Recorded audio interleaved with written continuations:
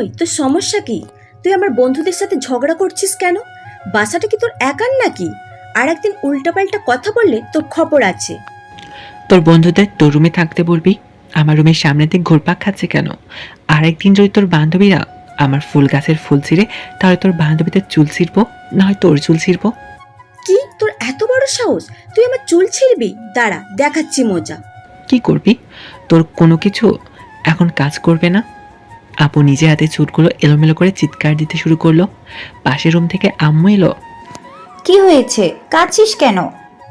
তোমার ছেলে আমাকে মারছে। মিথ্যা কথা, আমি মারিনি আম্মু।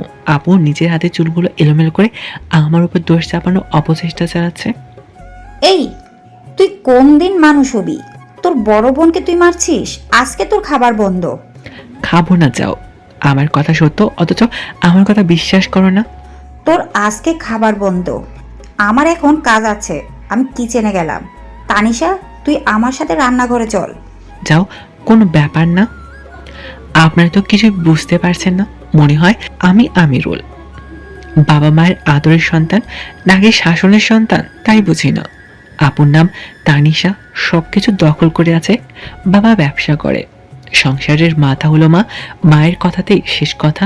বাবা নাকি মাকে ভালোবেসে বিয়ে করছিল, বাকিটা ইতিহাস। বাসা থেকে বের হয়ে বন্ধুদের নিয়ে আড্ডা দিচ্ছি। আমার কয়েকটা বন্ধু আছে, বন্ধু বললে ভুল হবে, এরা সবগুলো এক একটা কলিজার টুকরা। তখন মিজান বলল, কিরে মামা, কি হয়েছে? মন খারাপ নাকি? দূর, এটা কোনো জীবন হলো নাকি? কলেজে শাসন, বাসায় শাসন, সব জায়গায় মহিলা আর মহিলা। এই জীবন আর রেখে লাভ কি? ঘরে আর বাঁচতে চাই না। আমার সবগুলো গার্লফ্রেন্ড গুলো মেয়ে। আমার গার্লফ্রেন্ড গুলাও মেয়ে। ভালের কথা বাদ দে, আমার সাথে মজা করিস নাকি? হালারা ফকিন্নি কোন হানারে? তোরা কি ছেলেদের সাথে প্রেম করতে চাস নাকি? তোর বালের কথা বাদ দে। আজকে মহিলাদের উপর রাগ করছিস কেন সেটা বল। আমি সবটা খুলে বললাম। আরে আমি আজকে কোনোভাবে সাহায্য করতে পারবো না। আজকে আমার অবস্থা একই রকম। বাসায় কে যেন বলে দিচ্ছে আমি মামার মেয়ের সাথে প্রেম করি। মা অনেক ক্ষেপে আছে। সাইদ, পেটে টান পড়ছে, কিছু খেতে হবে। আমি বেঁচে থাকতে তুই না খেয়ে থাকবি? না দাঁড়া, আমি তোর জন্য খাবার আনছি। 5 মিনিট পর এক গ্লাস পানি এনে বলে, এটা খা, গলাটা ভিজিয়ে নে। এটা কি? এটা বিশুদ্ধ পানি, খাইলে শরীরে একটু জোর পাবি। সাইদা বেশি রকম হইয়া যাইতেছে কইলাম। আমি জানতাম এমন কিছু হবে। সাইদ খাওয়াবে তোরে, ওর 14 গোষ্ঠী কিপটুস। তোরা থাক, আমি গেলাম। চল দোকানে গিয়ে খেয়ে আসি। চল। তারপর 3 জন মিলে খাওয়া দাওয়া করলাম। চা, রুটি, কলা, কেক। আমার ফোনে টাকা নেই। সাইদ, তোর ফোনটা একটু দে। কি করবি? বেশি টাকা নাই, 1 মিনিটের মধ্যেই শেষ করবি। আরে বেটা দে, তুই চাইলেই দিয়ে দেব। তারপর মোবাইলটা দোকানদারকে দিয়ে বললাম, এই নেন মোবাইল। যখন এই খাবারের বিল দিতে পারবে তখন মোবাইল দিয়ে দিবেন। আমি ওর কাজটাই ঠিক করলে না। আরে শালা, খোদা লেগেছে খাইছি। এখন আমাদের দুজনের জন্য নিজের এই সামান্য মোবাইলটা বন্দুক দিতে পারবি না? সাইদ, আজ থেকে তুই বন্ধুদের জন্য উদাহরণ হয়ে থাকলি রে পাগলা। আমরা জানি তুই বন্ধুদের জন্য নিজের কিডনি পর্যন্ত বিক্রি করতে পারবি রে পাগলা। বালের কথা পরে বলিস, এখন আমার মোবাইল দে। তোর মোবাইল তো তুই চাইলেই দোকানদার দিয়ে দেবে। এমন সময় একটা মেয়ে দোকানে এসে বলে, মামা একটা আইসক্রিম দেন। আমিরুল, তুই গরম হয়ে গেছিস, ঠান্ডায় একটা আইসক্রিম খা। আব্বে, আইসক্রিম আমি খাই না। আইসক্রিম খাই ফকিন্নির গার্লফ্রেন্ড। ওই তোদের সমস্যা কি রে? ওই ফকিন্নি, তুই তুই করে বলছিস কারে? কানে নিচে একটা দেব, 2 ঘন্টা হাঁ করে দাঁড়িয়ে থাকবি। আব্বে শালি, তোর এত বড় সাহস, তুই আমারে থাপ্পড় দিবি? তার আগে লাথি মাইরা বাতি নিভাইয়া দিমু। ওই চামড়া, তোর সমস্যা কি রে? আর একবার উল্টো পাল্টা কিছু বললে চিৎকার দিবে বলে দিলাম। এরপর মেয়েটা চলে গেল। এভাবে ঘোরাফেরা করে রাতে বাসায় গেলাম। তখন মা বলল, সারাদিন কই ছিলি? জাহান নামে। গিয়ে দরজা বন্ধ করে লাইট অফ করে ঘুমিয়ে আছি। 10টার দিকে মা ডাকছে খাবারের জন্য। খাবো না, তুমি খাও আর তোমার মেয়েকেও খাও। এখন খেলে খা, না খেলে সারা রাত না খেয়ে থাকতে হবে। আসতেছি। তারপর খাওয়া দাওয়া শেষ করে ছাদে গেলাম। ছাদে গিয়ে দেখি আপু দাঁড়িয়ে আছে। ইচ্ছে করছে কয়েকটা দেই, তাই গিয়ে পেছন থেকে একটা থাপ্পড় দিয়ে বললাম, কিরে ছাদে কি করিস? আমার দিকে ঘুরে তাকিয়ে বলছে, কোন শালারে? একটা চিৎকার দিলাম, মেয়েটাও একটা চিৎকার দিল। ওই শালা, তুই আমাকে ফলো করতে করতে আমার বাসায় চলে আসছিস? লাউ ঠেলা, আমার পেছনে পেছনে ফলো করে আমার বাসায় চলে আসছিস? আরে আমাকে বলছিস আমি তোর মতো সিস্ট্রিকে ফলো করি না, যা ভাগ। এমন সময় আপু ছাদে আসছে। কি রে, কি হয়েছে? দেখ তো, সে কখন থেকে ছেলেটা আমাকে ফলো করছে। ওই ফকিন্দির মুখে লাগাম দে। আমি তোরে ফলো করব কেন? তুই আমাকে ফলো করছিস? তোরা থাম তো, তোরা কেউ কাউকে ফলো করিসনি। দেখ তানিশা, এই ছেলেটার কথাগুলো সুবিধা লাগছে না। আরিফা, এইটা আমার ছোট ভাই আমিরুল, আর আমিরুল এ আমার বান্ধবী আরিফা। আরিফা আজ থেকে আগামী 1 মাস এখানে থাকবে। তোর জ্বালায় বাসা থেকে বাইরে থাকতে হয়, আর নতুন একটা আনছিস। আমার সাথে না পেরে এখন আমার পেছনে বান্ধবীকে লাগিয়ে দিচ্ছিস। এটা তোর ভাই? দুনিয়ার বদমাইশ, রাস্তায় আমার সাথে ঝগড়া করছে। ওই একদম চুপ। কেন জানো? তুই কেমন ভালো ছেলে পরিবারে জানা দরকার। আর একটা কথা বলে কিস করে দেবে বললাম। ওই কুত্তা, তোর মুখে থুতু দেব বলে দিলাম। পারলে ঠেকাস। তারপর চলে আসলাম, আমি আমার রুমে চলে আসলাম, আর ওরা ওদের রুমে। রুমের ভেতরে গিয়ে তানিশা আপু আর আরিফা আপু কথা বলছে। তোর ভাই এত খারাপ কেন রে? ওই, তুই আমার ভাইরে খারাপ বলছিস কেন? দেখলি না কেমন করে কথা বললো? সকাল থেকে আমার উপর রাগ করে আছে, মিথ্যে অভিযোগ দিয়ে সারাদিন না খাইয়ে রাখছি, তাই আমার রাগ তোর উপরে ঝাড়ছে। আমার উপর ততটুকু পাচ্ছে দিচ্ছে। তোর ভাই কি সবসময় তোর সাথে এমন করে নাকি? সব সময় না, যখন আমি খোঁচা দিই তখন এমন করে। বাহ, বেশ ভালো তো। ইস, যদি আমার একটা ভাই থাকতো। তোদের ঝগড়া দেখে আমার ঝগড়া করতে মন চাইছে। আগামীকাল আমি তোর ভাইয়ের সাথে ঝগড়া করব। ঝগড়া করার দরকার নেই, ঝগড়া করলে সারাদিন না খেয়ে থাকে। ও ঠিক আছে, তাহলে করলাম না। অনেক কিছু মিস করলাম রে। আচ্ছা, তোর বাবা মা কতদিন দেশের বাইরে থাকবে? আগামী 1 মাস। আমাকেও সঙ্গে যেতে বলেছিল, তবে আমার কাছে ভালো লাগেনি, তাই যাইনি। এই 1 মাস তোর সাথে থাকবো। ঠিক আছে, কোনো সমস্যা নেই, তোর যতদিন মন চায় থাক, তবে আমিরুলের কথায় কিছু মনে করিস না। আর হ্যাঁ, এখন থেকে আমিরুলের সামনে তোকে কেউ কিছু বলতে পারবে না, এটা আমি গ্যারেন্টি দিতে পারি। আমিরুল যার সাথে ঝগড়া করে সে হয় আমিরুলের বন্ধু, না হয় চরম শত্রু। বেশ মজার তো। আচ্ছা, এখন ঘুমা। সকালবেলা মনে হচ্ছে আমার রুমে অনেক বৃষ্টি হচ্ছে, তাই ঘুম ভেঙে গেল। মাথায় আমার আগুন লেগে গেল। সকালবেলা ঘুমের আসল মজা মনে হচ্ছে কাঁচা খেয়ে ফেলি। কি রে ডাইনি, তুই আমাকে পানিতে ভিজে দিলি কেন? ওই, তুই এত ঘুমাস কেন? হারামি, তুই আমার স্বপ্নটা নষ্ট করে দিলি। বাস্তবে তো তোর জ্বালার কারণে প্রেম করতে পারলাম না। অনেক কষ্টে স্বপ্নে একটা মেয়েকে পটালাম, এখন বিয়ের কথা হচ্ছিল, তুই আমার বিয়েটা ভেঙে দিলি। দূর হয়ে যা আমার চোখের সামনে থেকে। ওই, তুই প্রেম কর, তাহলে আমার কোনো চিন্তা নেই। আমি চিন্তা করছি তোর পাল্লায় পড়ে কোন মেয়ের জীবন নষ্ট করছে। আর শোন, মা তোকে ডাকছে, চলে আয়, দেরি করলে মা আসবে। যা, আমি আসতেছি। তারপর ফ্রেশ হয়ে মায়ের কাছে গেলাম। নাস্তা করে একটু তোর বাবার অফিসে যা। আজকে না খেয়ে তোর বাবা অফিসে গেছে, খাবার নিয়ে যা। ঠিক আছে দাও। খাওয়া দাওয়া শেষ করে বাবার অফিসে খাবার নিয়ে গেলাম। খাওয়া দাওয়া শেষ করে আসছিস? তুমি খেয়ে নাও, আমি এখন কলেজে যাব। তারপর কলেজে চলে আসছি। কলেজে এসে মিজান আর সাদের সাথে বসে আড্ডা দিচ্ছিলাম। এমন সময় আফু ফোন করে বলল তাদের কলেজে নাকি আজকে অনেক ঝগড়া হচ্ছে। রাজনৈতিক 2 গ্রুপের মধ্যে চরম তোলপাড় সৃষ্টি হয়েছে, তাই কলেজ থেকে বাসায় ফিরে আসতে চাইছে, কিন্তু তারা দুজন অনেক ভয় পাচ্ছে। তুই অপেক্ষা কর, আমি আসছি, তুই বাইরে বের হবি না, আমি বলে বারান্দায় আসবি। তারপর আপুর কলেজে গেলাম। গিয়ে দেখি বেশ বড় ধরনের ঝগড়া হচ্ছে। কোনো রকমে ভেতরে গিয়ে পেছনে গেট দিয়ে বের হয়ে আসলাম। তুই আসতে এত দেরি করলি কেন? দেরি করলাম কোথায়, মাত্র আধা ঘন্টা লাগছে। হয়েছে হয়েছে, এত কথা বলার দরকার নাই। তারপর আপু মোটর সাইকেলে উঠলো, আর আরিফা। এবার যাবি নাকি এখানেই দাঁড়িয়ে থাকবি? যাচ্ছি। তোর মুখে অল টাইম করলার মতো দিতে থাকে কেন রে? তুই যে ছেলের ঘরে যাবি, সেই ঘরে গ্যাস বিল লাগবে না। তোর মাথায় হাঁড়ি পাতিল রাখলে রান্না হয়ে যাবে। আচ্ছা তানিশা, তুই তোর ভাইয়ের সাথে সবসময় এমন করে কথা বলিস কেন? তোর ফোন পাওয়ার সাথে সাথে চলে আসছে, আর তুই ওর সাথে ঝগড়া করছিস? কি অদ্ভুত মানুষ মাইরি তুই। এই ভেন্টিলেটর, আপনি আমাদের মাঝখানে আসছেন কেন?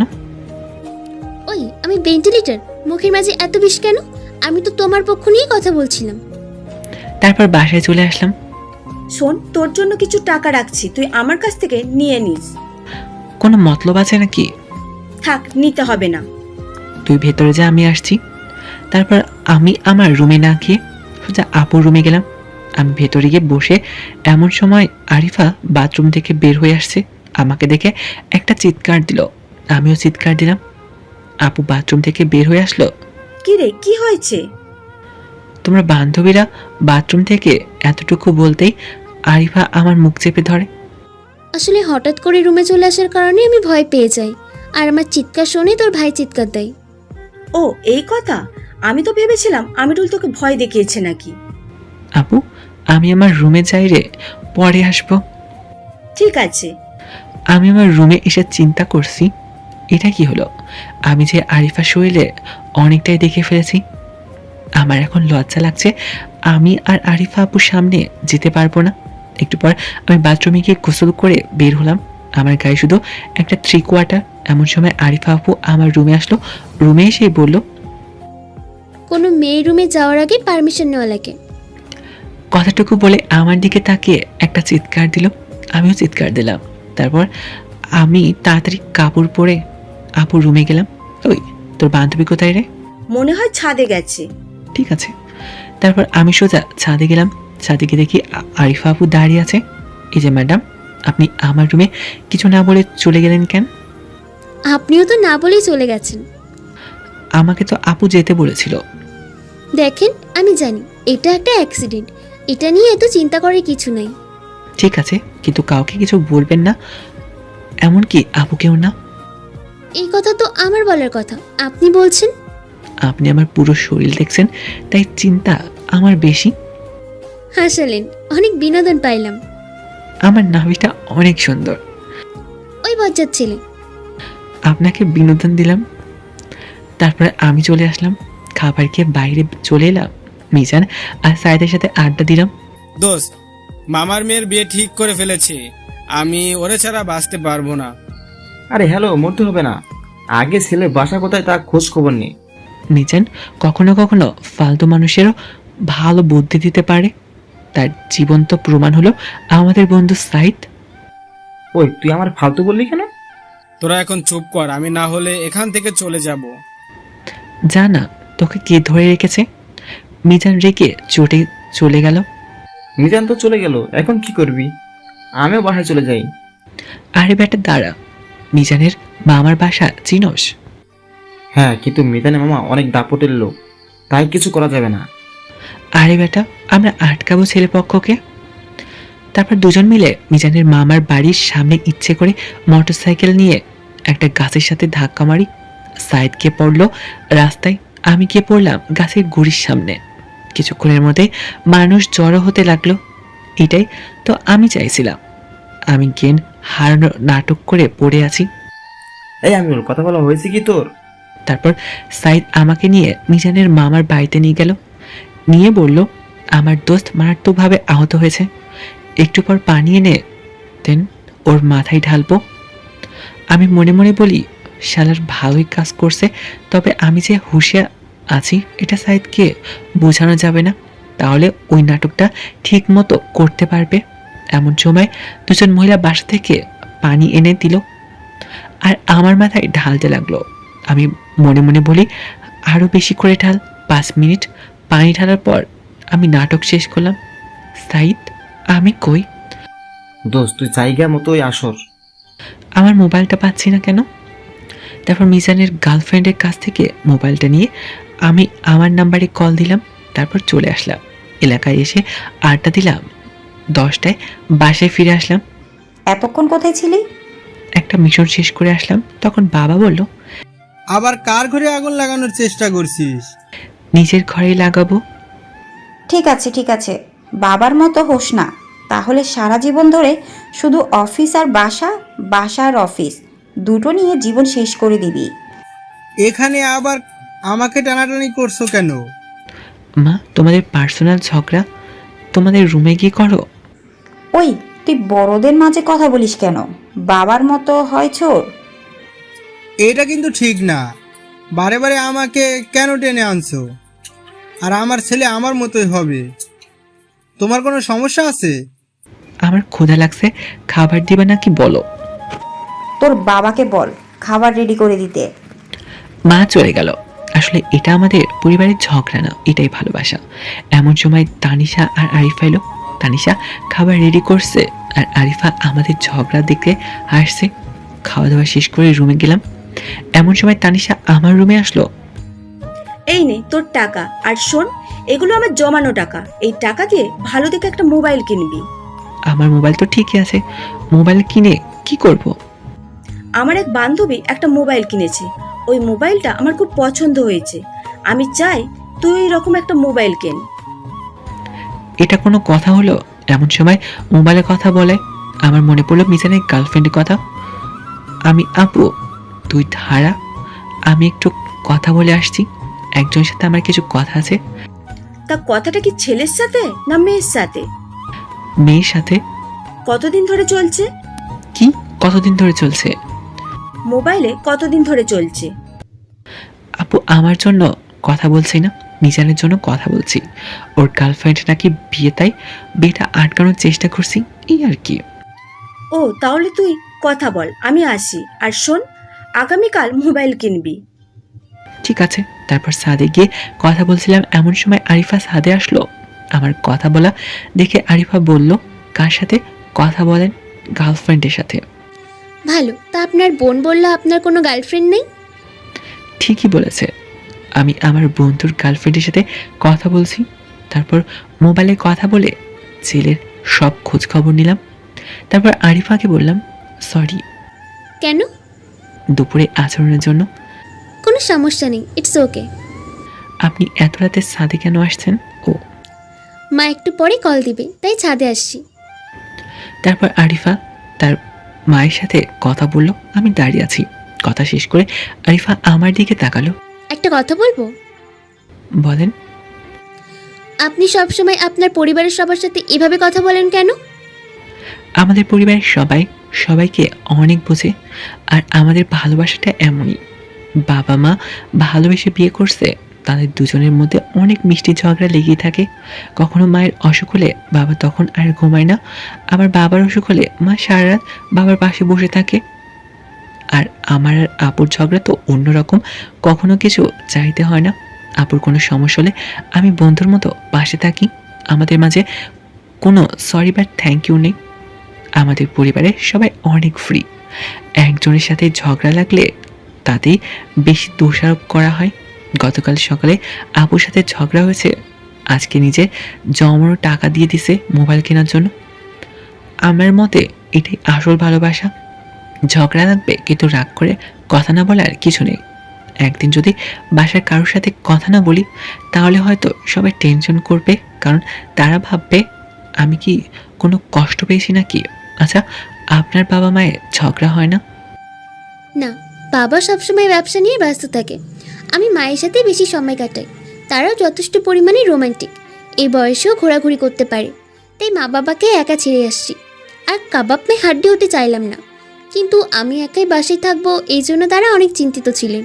তাই আমি তানিশার কথা বলে এখানে আসছি, কারণ একা একা আমার ভালো লাগে না। আমি প্রথমে ভেবেছিলাম তুমি অনেক ঝগড়েটে, কিন্তু এখন বুঝলাম তোমরা সবাই আসলে ভালোবাসা ঝগড়া করো। আচ্ছা, এখন কি ঘুমিয়ে পড়ুন। হ্যাঁ। তারপর রুমে গিয়ে ঘুমিয়ে গেলাম। সকালবেলা ঘুম ভাঙলো আপুর পানির কারণে। এই ডাইনি, তুই আমার জীবনটা শেষ করে দিলি। তুই একটা সকালও ঘুম থেকে সময় মতো উঠতে পারিস না? তাই বলে তুই আমার গায়ে পানি ঢেলে দিবি? আমাকে একটা দিন আরামসে ঘুমাতে দিবি না? ওই এত বকবকানি শোনার মতো সময় আমার নেই।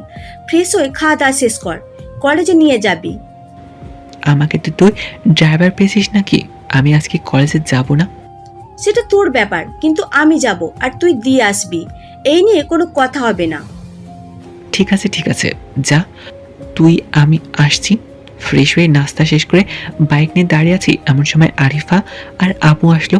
আরিফাকে আজকে কোনো এক রাজকন্যা মনে হচ্ছে। কি রে, তুই এভাবে কি দেখছিস? কিছু না, ওঠ। তারপর আপু, তারপর আরিফা দুজন উঠলো। আজকে কি তুই সত্যি কলেজে যাবি না? না, আমি কলেজে গেলে মিজানের অনেক বড় ক্ষতি হয়ে যাবে। কি ক্ষতি হয়ে যাবে? আজকে মিজানের গার্লফ্রেন্ডে নিয়ে আসবো, তারপর ওদের বিয়ে দিব। তখন আরিফা বলল, এখানে কি পালিয়ে বিয়ের কথা হচ্ছে নাকি? আবাল কোনহানের, এতক্ষণ কি বললাম তাহলে? এই, তুমি তোমার আপুর সাথে যেভাবে কথা বলো সেভাবে আমার সাথে কথা বলবে না। কেন এইভাবেই বলবো? আমি তোমাদের স্পেশাল মানুষ। কিভাবে? আমি তোমাদের মেহমান। ঢ্যাঁড়স 2 টাকার মুরগি 10 টাকার মশলা। কি বললো? বললাম আপনি অনেক ভালো। তারপর কলেজে সামনে নামিয়ে দিলাম। এখন কোথায় যাবি? শুভ কাজটা সেরে ফেলি। আমিরুল, একটা কথা বলি। বলেন। আমার না এসব দেখতে ভালো লাগে, প্লিজ আমাকে নিয়ে যাবে? আরে ধরা গেলে সর্বনাশ হয়ে যাবে, তখন আপনাকে নিয়ে পালাবো নাকি নিজের জীবন বাঁচাবো, কোনটা করব? তুমি কি ভীতু নাকি? আরিফা, এইসব কাজ অনেক কঠিন কাজ, তুই জানিস নে? আরে ধুর বোকা, তোর মতো এত বেরসিক নাকি? জীবনে প্রথম একটা সুযোগ পাবো, তাও আবার হাতছাড়া করবো নাকি? এই মিস আরিফা, আপনি কি জানেন এসব ঘটনায় অনেক কষ্ট করতে হয়, আর ধরা পড়লে মায়ের একটাও মাটিতে পড়ে না। যদি 2-1টা মায়ের মাটিতে পড়ে তাহলে তা আবার উঠিয়ে পিঠে দেয়। তোমার প্রতি আমার বিশ্বাস আছে, তুমি পারবা, আমি জানি। তোমার চলাফেরা দেখেই বোঝা যায়। ঠিক আছে, আমি যেভাবে বলবো সেভাবে থাকতে হবে। ঠিক আছে। তাহলে তোরা যা, আমি কলেজে গেলাম। আর আমিরুল, আরিফার যেন কোনো ক্ষতি না হয়। বেশি পেঁচাল পারবি না। তারপর আরিফাকে নিয়ে আমাদের আড্ডা দেওয়ার জায়গায় গেলাম। সাইদ আগে থেকেই রেডি হয়ে আসছিল। কি রে, তুই এত দেরি করলি কেন? এমনি একটু সময় লাগছে। দাঁড়া দাঁড়া দাঁড়া, আমার তো জানি তুই প্রেম করস না, তার সাথে গার্লফ্রেন্ড নিয়ে আসছিস। তুই সবসময় নেগেটিভ ভাবিস। উনি আমার আপুর বান্ধবী আরিফা আপু। সরি আপু, কিছু মনে করবেন না, আমি ঠিক বুঝতে পারিনি। ঠিক আছে, কোনো সমস্যা নেই। তারপর সাইদ ওর বাইক দিয়ে যাচ্ছে, আমি আর আরিফা এক বাইক দিয়ে যাচ্ছি। আমিরুল, তোমার গার্লফ্রেন্ড নেই? না, আমার কাছে এসব প্রেম ভালোবাসা করার মতো ইচ্ছা নাই। তারপরও হয়তো 1-2টা প্রেম হয়ে যেত, কিন্তু আপুর জন্য আর সম্ভব হয় না। ও, তা তানিশা তোমাকে ভালোবাসতে না করে নাকি? না, তবে আপু মা বাবা যাকে পছন্দ করবে আমি তাকেই বিয়ে করব। ছোটদের বড়দের সিদ্ধান্ত নেওয়া উচিত নয়। আমিরুল, আমি সত্যিই তোমাকে অনেক বাজে মনে করতাম, কিন্তু তোমার মনটা অনেক ভালো। ধন্যবাদ আপনাকে। তোমার না আজকে ফোন কিনতে যাওয়ার কথা? যাব তো, এই কাজটা শেষ করেই যাব। এইসব কথা বলতে বলতে মিজানের মামার বাড়ির সামনে গিয়ে দাঁড়ালাম। আরিফা, তুমি এখানে দাঁড়িয়ে থাকো, আমি আসছি। আমিও ভেতরে যাব। তুমি গেলে সব ল্যাটা চুকে যাবে। আমি এখানে সবকিছু দেখার জন্য এসেছি। ঠিক আছে চলুন, কিন্তু অতিরিক্ত কোনো কথা বলতে পারবে না, আর আমি যেভাবে বলবো সেভাবেই থাকতে হবে। আমি সাইদ আর আরিফা ভেতরে গেলাম। আমি ভেতরে গিয়ে দেখি খালাম্মা খালাম্মা বলে চিৎকার দিতে লাগলাম। এমন সময় 2 মহিলা ঘর থেকে বেরিয়ে এলো। আমি পায়ে সালাম করতে বললাম, খালাম্মা, আপনারা গতকাল আমার জীবন বাঁচিয়েছেন, আপনাদেরকে একবার দেখতে এলাম। থাক বাবা থাক, বেঁচে থাকো। গতকাল তোমরা দুজন এখানে যে অবস্থায় এসেছো তাতে আমরা ভয় পেয়ে গিয়েছিলাম। তোমার তো জ্ঞান ফিরছিল না। আসলে ভাবি, আমারও ভয় লেগেছিল। আমার তো মনে হয় এই জায়গাটা ভৌতিকভাবে প্রভাবিত। তা তোমরা দুজন তো গতকাল আসছিলে, এই মেয়ে তো আসেনি। খালাম্মা, আমি একে এর বাবার বাড়ি থেকে পালিয়ে নিয়ে আসছি। একটু আগে বিয়ে করছি, আর গতকালের ঘটনা ওকে বললেই ও আপনাদেরকে এক পলক দেখার জন্য পাগল হয়ে গিয়েছিল, তাই নিয়ে এলাম। তাই খালাম্মা, গতকাল একজন আপুকে দেখেছিলাম, তার মোবাইল দিয়ে আমার মূল খোঁজ করে পেয়েছিলাম। সে কোথায়, তাকে একটা ধন্যবাদ দেওয়া আমার খুব প্রয়োজন। দাঁড়াও, আমি ডেকে দিচ্ছি। দেখা করে যাও। আর শোনো, পালিয়ে বিয়ে করা ঠিক না, এটা তুমি ভুল করেছো। এমন সময় মিজানের গার্লফ্রেন্ড এলো।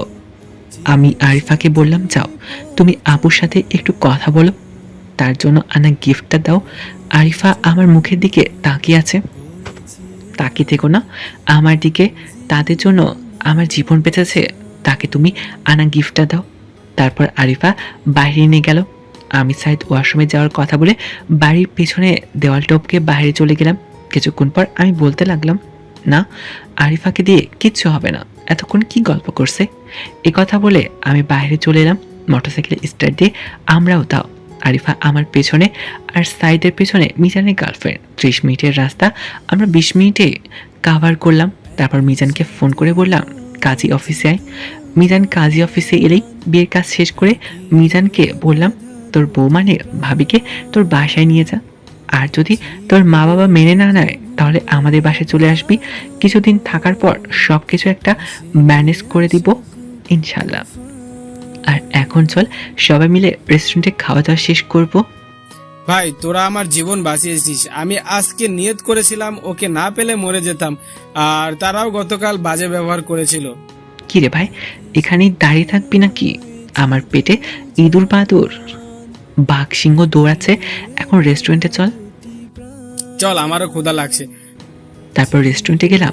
মিজান আর ওর বউ একসাথে বসছে, সাইদ এক পাশে, আমি আর আরিফা এক পাশে। বাজেট কম, আমাদেরকে একটু খেয়াল রেখে অর্ডার করিস।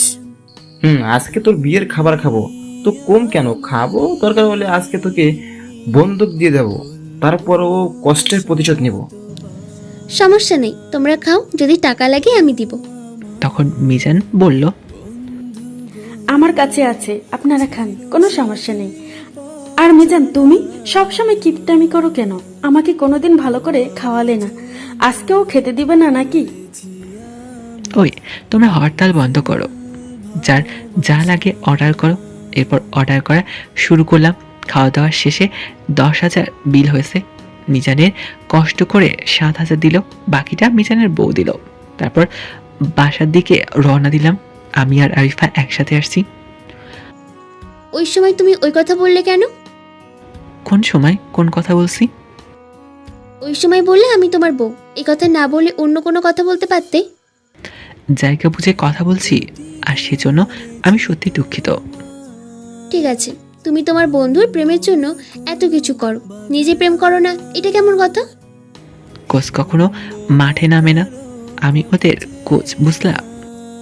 আচ্ছা, তুমি কি আমার বন্ধু হবে? কেন? কেন, আমরা কি বন্ধু হতে পারি না? তুমি তো আমার চেয়ে বড়। তাতে কি, আমার যদি কোনো সমস্যা না থাকে তাহলে তোমার সমস্যা হবে কেন? ঠিক আছে, আজ থেকে আমরা বন্ধু। তারপর বাসে গিয়ে ফ্রেশ হয়ে খাওয়া দাওয়া করে একটা ঘুম দিলাম। সন্ধ্যায় আরিফার ডাকে ঘুম ভেঙে গেল। কি হলো, ডাকছো কেন? তুমি না মোবাইল কিনতে যাবে, আর আমার কিছু কেনাকাটা করতে হবে, তাই ভাবছিলাম দুজনে মিলে একসাথে যাব, যদি তোমার কোনো আপত্তি না থাকে। ঠিক আছে, তুমি রেডি হয়ে নাও, আমি ফ্রেশ হয়ে আসছি। তারপর ফ্রেশ হয়ে আরিফাকে ডাক দিলাম। এমন সময় মা বলল, কি হয়েছে রে, এমনভাবে চিৎকার করছিস কেন?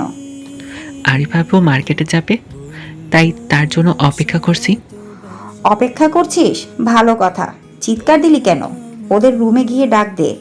আমি মনে মনে বলি, রুমে গেলে যা দেখার তা দেখে মাথা ঠিক থাকে না। কি হলো, দাঁড়িয়ে আছিস কেন? হ্যাঁ, যাচ্ছি। তারপর ওদের রুমে গিয়ে ডাক দিলাম। আমিরুল, তুমি 1 মিনিট বসো, আমার রেডি হওয়া শেষের দিকে। ঠিক আছে, বসে আছি। আজকে শাড়ি পরছে, অনেক সুন্দর লাগছে। মনে হচ্ছে ঘাসের বুকে যেমন শিশির ফোঁটা রোদ্রের সোনালি আলোয় মুক্তোর মতো রূপালী আলো ছড়ায়, ঠিক সেই রকম লাগছে। পিছন থেকে আপু বলছে, কি রে আমিরুল, তুই আরিফার দিকে এভাবে তাকিয়ে আছিস কেন? না দেখেছি আর চিন্তা করছি। কি চিন্তা করছিস? চিন্তা করছি এরকম একটা শাড়ি তোকে কিনে দিব, হবে? এটা আমার শাড়ি, আরিফের নাকি অনেক পছন্দ হয়েছে, তাই গিফট করে দিয়েছি। খুব ভালো করছিস, একটা মহৎ কাজ করছিস। আমিরুল চলো। আপনি কি কোনো বিয়ে বাড়িতে যাবেন নাকি? পরে বলি, এখন চলো। ঠিক আছে, চলেন। আমি নিচে গিয়ে বাইকে বসে আছি। বাইক রাখো, আমরা রিক্সা দিয়ে যাব। আমারও জ্বালা, বাইক রেখে আমি রিক্সা দিয়ে যাবো কেন? আবে হালাই, চিল্লাইবার লাগছে কেলা? কি তা কও তুমি? পুরান ঢাকার কথা শিখলা কবে? আরে হালাই কয় কি? কয়বার লাগছো? আবে আমার বাড়ি তো পুরান ঢাকা। হয়েছে, এখন বাইকে উঠো। বললাম তো রিক্সা দিয়ে যাব। ঠিক আছে চলো। তারপর রিক্সা নিলাম। আরিফা আগে উঠে বসলো, তারপর আমি উঠে বসলাম। এত দূরে বসে আছো কেন? এভাবে কোনায় বসলে একটু ধাক্কা লাগলেই পড়ে যাবে। না, পড়বো না। এত কথা বলার কি আছে? কাছে এসে বসো। তারপর আর কিছু বললাম না, একদম পাশাপাশি বসে আছি। আরিফা বা আমি কেউ কিছু বলছি না। অনেকক্ষণ ধরে চুপ করে আছি, এমন সময় ফোন বেজে উঠলো। হ্যালো, কে? দোস্ত, আমার অবস্থা খারাপ। তুই গার্লফ্রেন্ডের সাথে দেখা করতে হইব, পকেটে টাকা নাই। মর গিয়ে, এসব কাজের জন্য আমাকে ডাকবি না। আমার কাছে কোনো টাকা নাই, পারলে তুই আমারে কয়েকটা টাকা দে। তারপর ফোন কেটে দিলাম। মার্কেটের সামনে গিয়ে রিক্সা থামালো, ভাড়া মিটিয়ে গেলাম। তোমার সবচেয়ে কোন রং ভালো লাগে? আমার কাছে সব রং ভালো লাগে, তোমার কোনটা দরকার? কোন রঙের শাড়ি পছন্দ করো? ইয়াং বয়সে নীল রঙের শাড়ি পরাই ভালো, আর তোমাকে বেশ মানাবে। আর থ্রি পিস কোন রঙের হলে ভালো হবে? থ্রি পিস কালো রঙের হলে ভালো লাগবে, আর হলুদ রঙের হলেও ভালোই লাগবে। ঠিক আছে চলো। তারপর প্রথমে নীল রঙের শাড়ি নিল, এরপর কালো রঙের থ্রি পিস নিল, আর হলুদ রঙের থ্রি পিস নিল। কিছুক্ষণ পর বলল, তুমি এখানে দাঁড়াও, আমি একটু আসছি। তারপর লেডিস শপে গিয়ে পরে আসলো। এতক্ষণ লাগে? ম্যাচিং করে কিনলাম। কি? কিছু না। এবার তাহলে বাইরে যাওয়া যাবে? তোমার মোবাইল কিনবে না? আমার মোবাইল এখান থেকে কিনবো না, অন্য দোকানে গিয়ে কিনবো। তারপর আমার পছন্দ মতো একটা মোবাইল কিনলাম। চলো বাসায় যাই। শপিং করার পর খাওয়া দাওয়া না করে আমি কোনো দিন বাসায় যাই না, তাই খাওয়া দাওয়া করে বাসায় যাব। ঠিক আছে চলো রেস্টুরেন্টে যাই। তারপর খাওয়া দাওয়া করলাম, টুকটাক কথা। আরিফা জোর করে বিল দিল। বাইরে এসে রিক্সা উঠলাম। একটু যেতেই ফুলের দোকান থেকে আরিফা বলল, থামেন থামেন, আমার ফুল কেনার বাকি আছে। এখন ফুল দিয়ে কি করবে? গোলাপ আমার অনেক প্রিয়, তুমি একটু দাঁড়াও, আমি আসছি। এরপর অনেকগুলো ফুল নিয়ে আসলো। তারপর আবার বাসার দিকে রওনা দিলাম। কিছুক্ষণ পর বাসায় গেলাম, আধা ঘন্টা পর বাসায় পৌঁছে গেলাম। গোসল করে ঘুমিয়ে পড়লাম।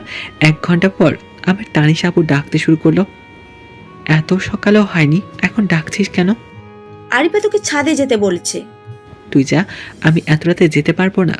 তুই না গেলে আমি পানি ঢালবো বিছানায়। আমি কি যাবো না বলছি? আমি বলছি একটু যাচ্ছি। গুড, এখন যা। ঠিক আছে আমি যাচ্ছি। তারপর ছাদে গেলাম, গিয়ে দেখি নীল রঙের শাড়ি পরে দাঁড়িয়ে আছে।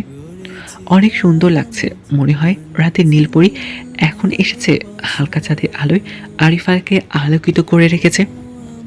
আমাকে কি দেখেছো? কিছু বলবে? পেছন থেকে ফুলের তোড়া বের করে হাঁটু গেড়ে বসে বল, আই লাভ ইউ আমিরুল। আমি অনেক ভেবেছি, কিন্তু চিন্তা করে দেখলাম আমার জীবনে তোমার মতোই একজন মানুষের দরকার।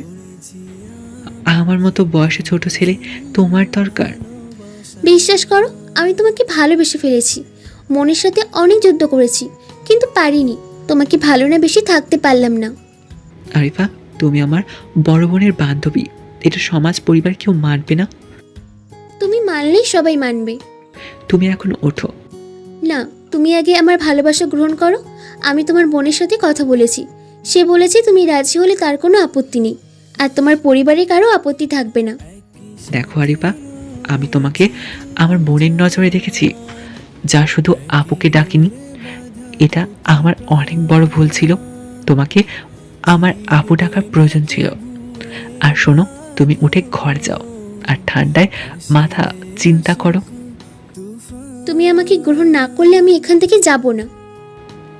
দেখো সেটা তোমার ব্যাপার। আচ্ছা, আজকে যদি তুমি আমাকে গ্রহণ না করো, তাহলে আমি নিজেকে শেষ করে দিব। তুমি আমাকে 2 দিন সময় দাও, আমি 2 দিন পর তোমাকে আমার উত্তর দিব। 2 মিনিট সময় দিলাম। 2 দিন সময় কি বেশি চেয়েছি? আর বেশি দেরি করলে আমি নিজেই নিজেকে শেষ করে দেব। না, তুমি নিজের কোনো ক্ষতি করো না। আমি তোমাকে 2 দিন সময় দিলাম। তারপর আরিফাকে রুমে যেতে বললাম। কিছুক্ষণ আমিও রুমে চলে এলাম। একটু পর তানিশা আমার রুমে এলো। ওই তুই কি রে, মেয়েটা নিজের লাজ লজ্জার মাথাকে তোকে প্রপোজ করলো আর তুই ওকে ফিরিয়ে দিলি? আমি তোর কি এমন ক্ষতি করছি রে? তুই তোর বান্ধবীকে আটকাতে পারলি না? আরিফাকে চিনি, ও অনেক ভালো মেয়ে, কোনো ছেলের সাথে আড্ডা নেই, কারোর সাথে প্রেম করেনি, তাছাড়া বাবা মায়ের একমাত্র মেয়ে। সব কিছু ঠিক আছে, কিন্তু আরিফা তো আমার চেয়ে বড়। তুই জেনে শুনে এমন একটা কাজকে উৎসাহিত করলি। ওই তোকে অনেক আগে থাকতেই ভালোবাসে, ও তোকে আরো 1 বছর আগে থাকতে ভালোবাসে। মজা করিস আমার সাথে? 2 দিন আগে আমাকে প্রথমবার দেখছে আর তুই বলছিস 1 বছর? শোন, 5 বছর হলেও আমার কিছু করার নেই। তুই আমার সাথে ওর ওকালতি করতে আসছিস না? 3টা চড় দিল আনিশা আমার গালে। আমার মুখে তোর কথা শুনি তোকে ভালোবেসেছিল। তুই যখন আমাকে কলেজ থেকে নিয়ে আসতি তখন এক নজর দেখার জন্য দূরে দাঁড়িয়ে তোকে দেখতো। আমি জানতাম ভালোবাসা কি তুই তা বুঝিস না, তাই আরিফাকে প্রপোজ করতে মানা করেছিলাম।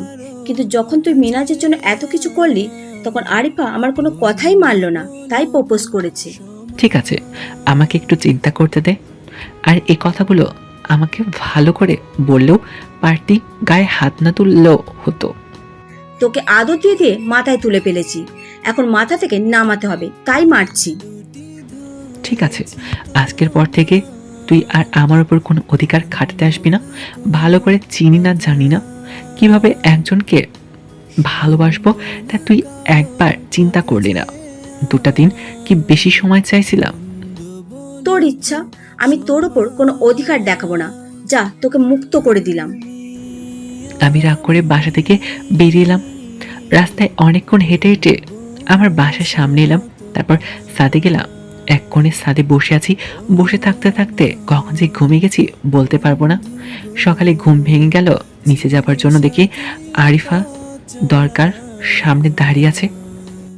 তুমি কোথায় গিয়েছিলে? একটু আগে তোমাকে তোমার রুমে পেলাম না।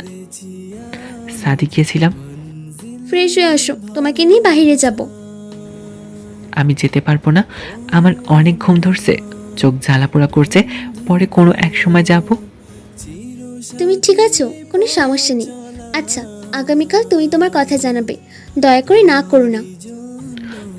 চেষ্টা করব, তবে আবুকে দিয়ে আমাকে অপমান না করালেও পারতে। তানিশা তোমাকে কি বলেছে? কিছু না, 1 বছর কারোর পেছনে না ঘুরে তাকে সামনাসামনি বলে দিতে, তাহলে এত কষ্ট আর নাটক করার কিছু হতো না। তোমার বাবা মায়ের সাথে দেখা করলাম। আমি তোমাকে যেমন ভাবতাম তা পরীক্ষা করে দেখলাম। আইসক্রিমের দোকানে তোমার সাথে ইচ্ছা করে ঝগড়া করেছি, আর তুমি দেখলাম আমাকে টিটকারি মারলে। তাই ভাবলাম তুমি হয়তো ইপটিজিং করো, তাই আরেকটু সময় নিলাম। জয় বাংলা, হয়েছে কাম। আজকের পর থেকে আমার বিষয়ে কোনো কথা আপুর সাথে শেয়ার করতে পারবে না। তানিশাকে ছাড়া কিভাবে থাকবো? ওই সব কিছুর ব্যবস্থা করে দিল, আর ওকে কিছু জানাবো না? এটা কেমন কথা? শোনো, আগামীকাল লাগবে না, আজকে আমার উত্তর নিয়ে নাও। আমি আপুর সাথে প্রেম করতে পারবো না। তবে যদি মা বাবাকে রাজি করাতে পারো তবে তো ভিন্ন কথা। তোমার চেয়ে বয়সে বড় কারোর সাথে প্রেম করতে পারবে না, তাহলে তোমার বাবা মাকে রাজি করানোর কি আছে? আচ্ছা, তুমি কি আমাকে সত্যিই ভালোবাসো? নিজের জীবনের চেয়ে বেশি। বিয়ের আগে আমার সাথে রাত কাটাতে পারবে? কি বলছো এসব? তোমার মাথা ঠিক আছে? হ্যাঁ, যা শুনলে তাই বলছি। বিয়ের আগে আমার সাথে রাত কাটাতে পারবে? আমাকে 2 দিন সময় দাও, আমি তোমাকে ভেবে বলছি। তোমার যতদিন সময় লাগে সময় নাও, তারপর আমি আমার রুমে চলে আসি। আমার তো একটু দেখা দরকার কেমন ভালোবাসে। আবেগের বশে সে কি বিবেককে বিসর্জন দিতে পারবে কিনা। গোসল করে একটা লম্বা ঘুম দিলাম। দুপুরবেলা ঘুম থেকে উঠে ফ্রেশ হয়ে বাইরে যাচ্ছি, এমন সময় দেখি আরিফা ডাকছে। কিছু বলবা? হ্যাঁ, তোমাকে নিয়ে আমি একটু বের হতে চাই। কোথায় যাবে? তুমি রেডি হও, আমি তোমাকে নিয়ে যাচ্ছি। এখন কিছু জানতে চেও না তো? ঠিক আছে, আমি আসছি, 5 মিনিট সময় দাও। রেডি হয়ে নিচে গেলাম। আরিফা আগে থেকে আমার জন্য অপেক্ষা করছে। চলো। তারপর বাইরে গিয়ে একটা রিক্সা নিয়ে যাচ্ছি। রিক্সা থেকে নামলাম একটা এতিমখানার সামনে। ভেতরে যেতেই অনেকগুলো বাচ্চা এসে আরিফাকে চারদিক দিয়ে ভিড় ধরলো। মনে হয় আরিফা এদের অনেক আপন। আরিফা আমার দিকে আঙুল তুলে বলছে, ওই যে তোমাদের ভাইয়া। কিছু বুঝে ওঠার আগেই বাচ্চাগুলো আমার কাছে ছুটে আসলো।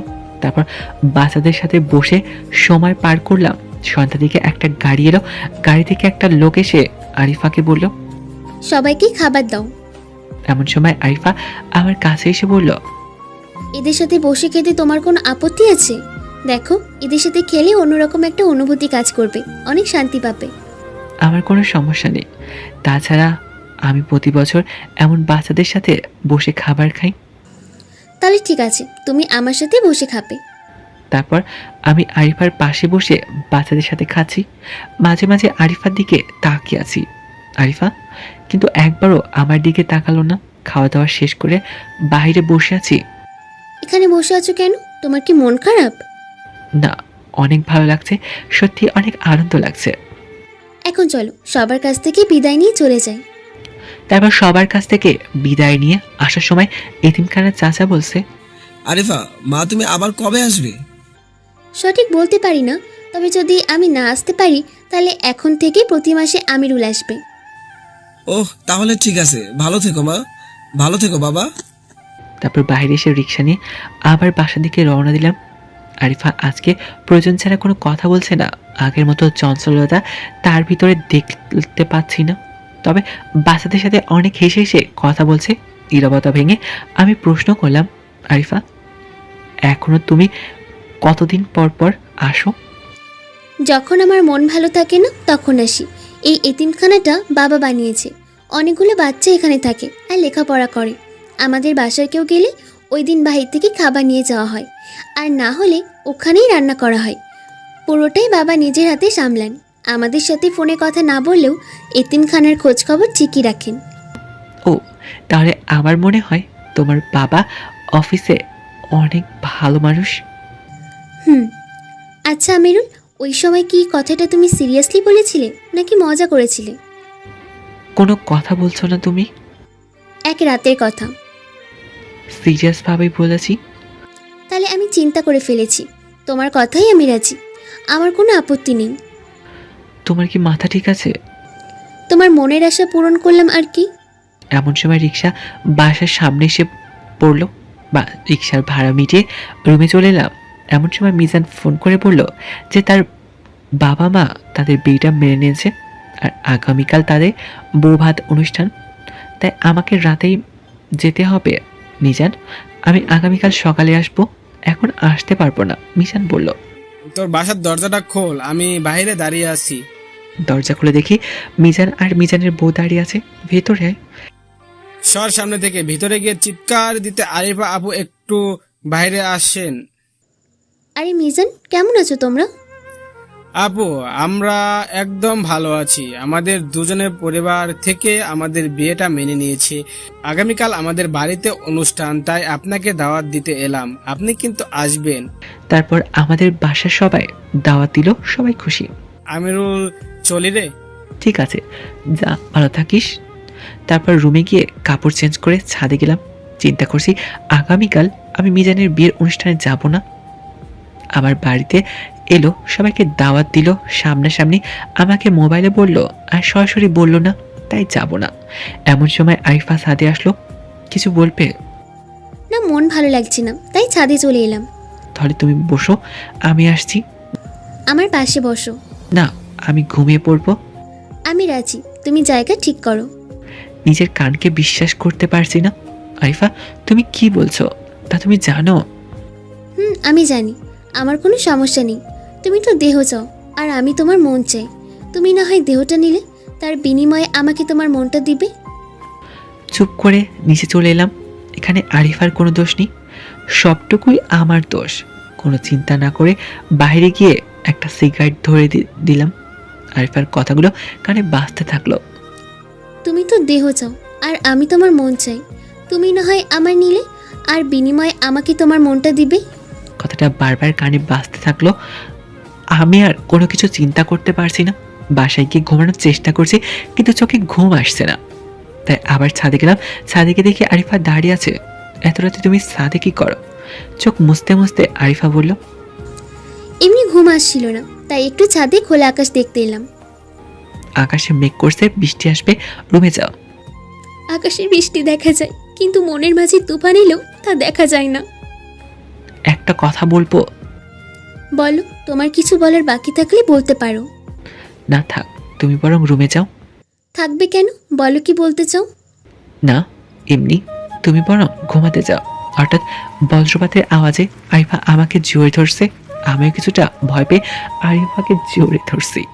কিছুক্ষণ পর আমি আরিফাকে ছাড়িয়ে বলি, সরি, আসলে আমি হঠাৎ করে এমন হবে বুঝতে পারিনি।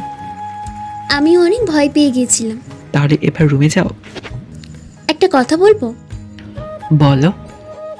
মানুষ কখন মরে যায় তার কোনো ঠিক ঠিকানা নেই।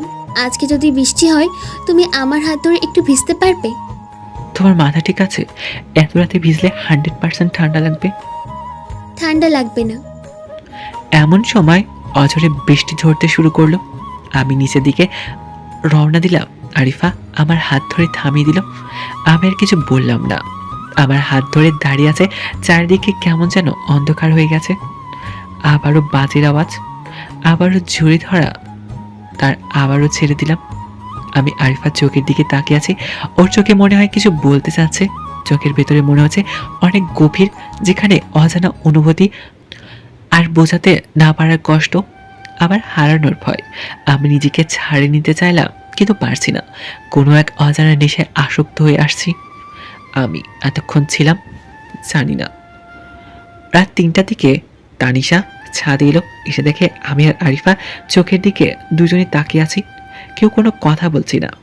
এরপর তানিশা এসে আমাকে একটা চড় মেরে বলল, একটা মেয়ে সর্বনাশ করতে তোর গায়ে বাঁধলো না? কি সর্বনাশ করলাম রে আমি? তানিশা, তুই এখানে এলি কেন? আর আমিরুল আমার কোনো সর্বনাশ করবে না। এখন কটা বাজে খবর আছে তোর? 11টা থেকে 12টা হবে। এখন রাত 3টা বাজে। তুই আমাকে মারলি কেন? তুই আমার সাথে কোনো কথা বলবি না। তোর সাথে কথা আমি বলতে চাচ্ছি না, তুই আমাকে মারলি কেন? তুই তোর কাজের জন্য মার খাইছস। তারপর আমি রুমে চলে এলাম। অনেক ঠান্ডা লাগছে। আর এতক্ষণ কিভাবে গেল? 3-4 ঘন্টা এভাবে দাঁড়িয়েছিলাম তা আমি জানি না। এটা কি কোনো ঘোর ছিল, নাকি আমি আরিফাকে ভালোবাসে ফেলেছি? এসব চিন্তা করতে করতে ঘুমিয়ে গেলাম। সকাল 10টার দিকে ঘুম ভাঙলো। ঘুম থেকে উঠে ফ্রেশ হয়ে নিলাম। বাসার সবাই মনে হয় কোথাও যাবে। তারপর মনে পড়লো মিজানের বউ ভাতের অনুষ্ঠানে যাবে মনে হয়। আমিরুল, তুমি যাবে না মিজানদের অনুষ্ঠানে? না, আমি যাব না, তুমি যাও। আর না গেলে মিজান মন খারাপ করবে। তুমি না গেলে মন খারাপ করবে না? না, কারণ আমি আরো পর যাব। আমি তোমার সাথে যাব। এমন সময় মা, বাবা, তানিশা সবাই বলছে, আমিরুল, আরিফা, তোমরা আসো, আমি একটু পর যাব। তোর ফাজলামো বাদ দে, এখন চল। আমি তো যাবার জন্য রেডি হইনি। তাহলে রেডি হয়ে চলে আসিস। আরিফা, চলো আমরা যাই। আরিফা আর কোনো কথা বলল না। আমার দিকে তাকিয়ে চলে গেল মায়ের সাথে। তারপর আবার গোসল করে নীল রঙের পাঞ্জাবি পরে চলে গেলাম। গিয়ে দেখি অনেক মানুষ এসে গেছে। দুপুরে খাবারের সময় খাবার খাচ্ছি, এমন সময় একটা ছেলে আরিফার ওড়না ধরে টান মারে।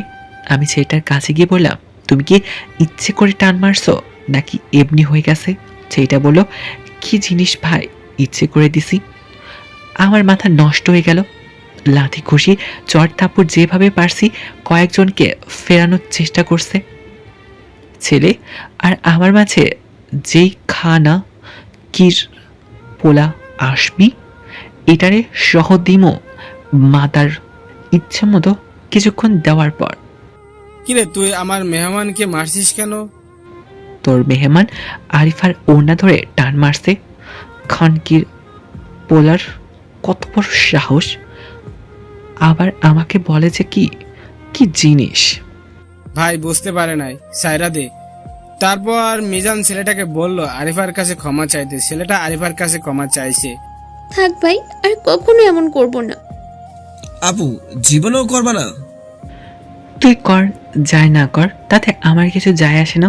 আমার পরিচিত কারোর সাথে করলে হাসপাতালে নিয়ে যাওয়ার মতো অবস্থা রাখবো না, ইনশাল্লাহ। তারপর আমি খাওয়া দাওয়া বাদ দিয়ে ছেলেটাকে হাসপাতালে নিয়ে গেলাম। আসলে রাগ উঠলে মাথা ঠিক থাকে না, ওই জন্য এমন করি। হাসপাতালে নিয়ে বলে পুলিশ কেস। ইপটিজিং করতে গিয়ে ধরা খাইছে, তাই এমন হয়েছে। কি কি লাগবে বলেন, আমি করে দিচ্ছি। থানায় ইনফরমেশন করতে হবে। এখন আপনাকে মারবো, তারপর আপনি থানা যাবেন, পুলিশ আসবে, তদন্ত করবে, আমি পুলিশকে ঘুষ দিয়ে পাঠিয়ে দিব, তারপর আবার আরেকটা তদন্ত কমিটি গঠন হবে। এই যে কমিটি ঠিকমতো কাজ করছে কিনা, তারপর তোর চিকিৎসা হবে। বুঝতে পারছি ভাই, ধারণা আমি চিকিৎসা করছি। তারপর ছেলেটাকে হাসপাতালে দিয়ে আসলাম। আসার আগে দেখলাম ছেলেটার মা আসছে, এসে কান্না করছে। তারপর আমি বললাম, আমি আপনার ছেলেকে মেরেছি, পারলে ক্ষমা করে দিন। আল্লাহ তোর শরীরে কিরা পড়বে, তুই আমার ছেলেটাকে মারছিস। আন্টি আপনি দাঁড়ান, আমি আসছি। তারপর এক ব্যাগ রক্ত দিয়ে চলে আসলাম। রাতে বাসায় আসলাম, কেউ আমার সাথে কথা বলছে না, কারণ আজকেও মারামারি করছি।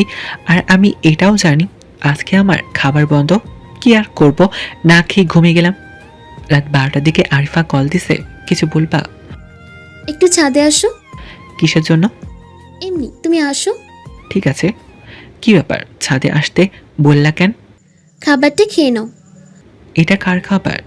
তোমার জন্য লুকিয়ে রাখছিলাম। আমার মাথায় হাত দিয়ে বলল, এটা কার খাবার? এবার আরিফা বলল, এটা আমার খাবার, রাতে রুমে খাবার কথা বলে নিয়ে আসছিলাম। তুমিও খাও। আমি খাবো না। তাহলে খাবারগুলো নিচে ফেলে দাও। না, তুমি খাও। যদি তুমি নিজের হাতে খাওয়াতে পারো তাহলে খাবো। পারবো না। আমাদের রাতে না খেয়ে থাকতে অনেক কষ্ট হয়, তাই বলছিলাম তুমি যদি নিজের হাতে খাইয়ে দিতে। তোমার হাতে কি হয়েছে? তুমি যদি নিজের হাতে খাইয়ে দিতে পারো তাহলে তুমি যা চাইবে তাই পাবে। তুমি শিওর? হুম। তারপর আরিফাকে নিজের হাতে খাই দিচ্ছি, একটু পর আরিফা আমাকে খাই দিচ্ছে। এভাবে খাওয়া দাওয়া শেষ করলাম, পানি দিয়ে হাত পরিষ্কার করলাম। একটা কথা বলি? বলো। ওই ছেলেটা আমার ওড়না ধরে টান দিয়েছে, তার জন্য তোমার তো খারাপ লাগলো কেন? জানি না। তুমি কি আমাকে ভালোবাসো? জানি না। আগামীকাল বাসায় চলে যাব, মা বাবাকে বলেছি, তাই তারা 1 মাস না থেকেই চলে আসবে। আমি হয়তো আগামীকাল বিকালেই চলে যাব। আর একটা কথা, তুমি বলেছিলে না বিয়ের আগে তোমার সাথে এক রাত থাকতে, আজকে আমি তোমার সাথে থাকবো। আরিফা তুমি ভুল ভাবছো, আমি তো এত কিছু ভেবে বলিনি। সত্য তো সত্যই। আরিফা তুমি না একটু আগে বললা যে আমি তোমার কাছে তাই চাইবো তাই দিবে। তাহলে শোনো, আমি চাই তুমি সবসময় হাসি খুশি থাকো। আমিও চাই তুমি সবসময় আমার পাশে থাকো। তারপর কিছুক্ষণ কথা বলে রুমে চলে গেলাম। সকালে ঘুম থেকে উঠে জানতে পারলাম আরিফা সকালে তার বাসায় চলে গেছে। আগামী 1 সপ্তাহ পর তার বিয়ে। আমাদের বাসায় আরিফার বাবা মা আসছিল, আমি ঘুমিয়েছিলাম, তাই আমার সাথে দেখা হয়নি। নেই, এবার তো শান্তি। আরিফা যাবার সময় অনেক কেঁদেছে। মেয়েটার মুখের দিকে আমি তাকাতে পারিনি। বারবার বলে গেছে আমি আমার ভালোবাসার মানুষকে কখনো বোঝাতে পারিনি আমি তাকে কতটা ভালোবাসি। আরিফা আমাকে সব কিছুই বলেছে, আর এই বিষয়টা তোর বাবাও জানে।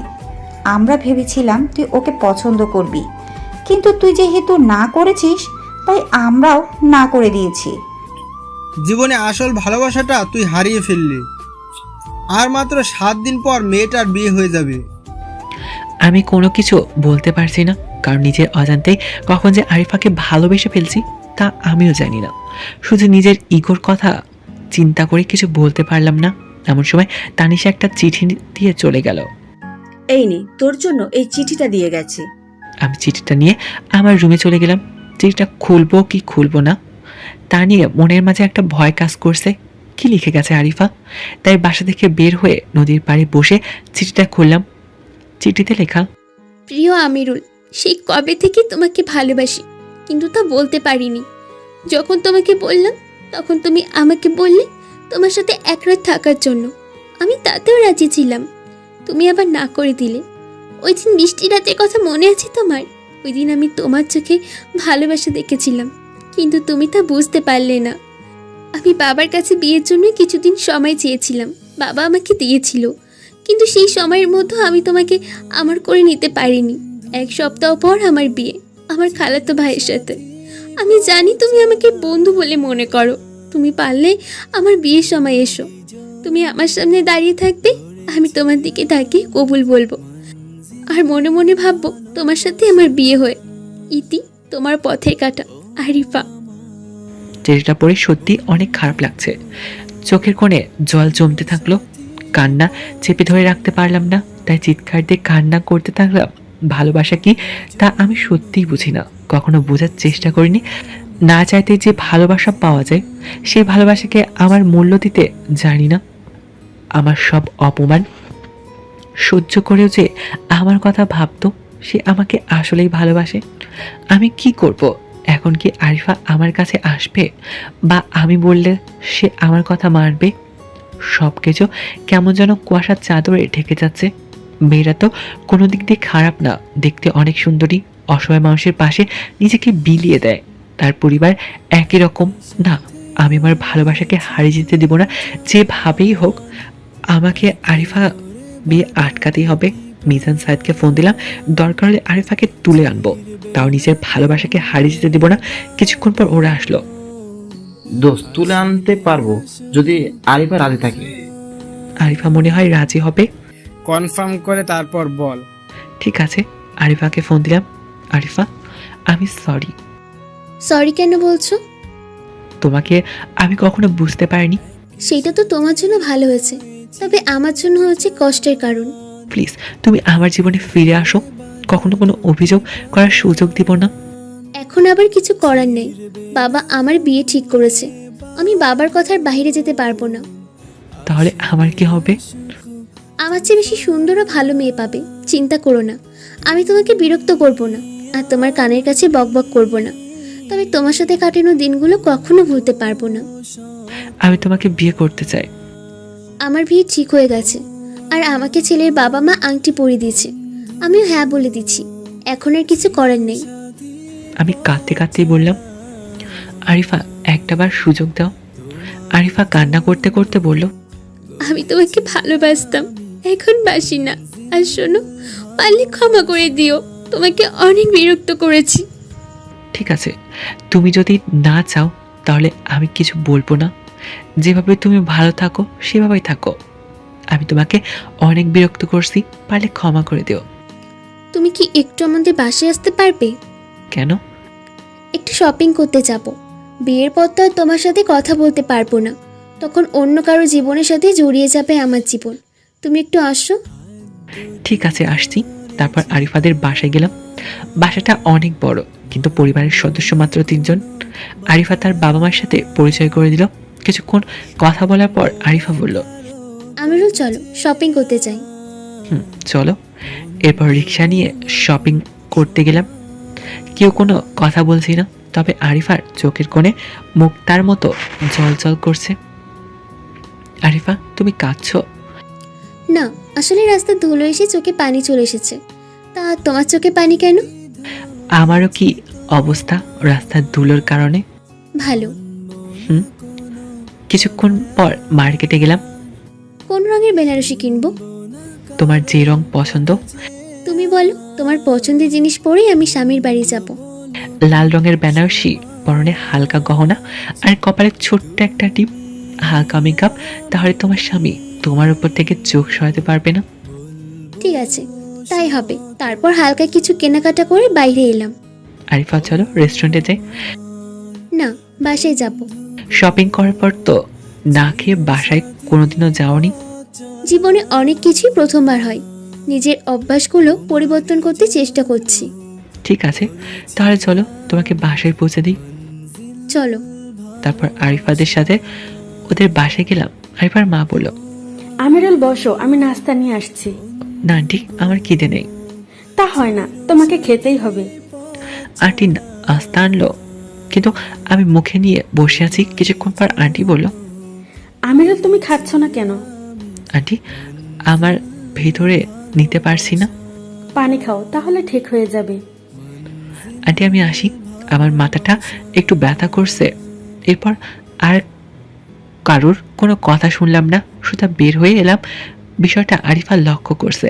বাসায় এসে দরজা বন্ধ করে বাথরুমে গিয়ে 1 ঘন্টা দাঁড়িয়ে আছি। শাওয়ারের পানির সাথে চোখের জল মিশে পড়ছে। একটু পাগলামি করার কারণে আজকে এই অবস্থা। সন্ধ্যায় বাসা থেকে বের হয়ে নদীর পাড়ে বসে আছি। এমন সময় তানিশা ফোন করলো। কিছু বলবি? হ্যাঁ শোন, এমন কোনো কাজ করিস না যার জন্য বাবা মা আর আমাকে আরিফার পরিবারের কাছে অপমান হতে হয়।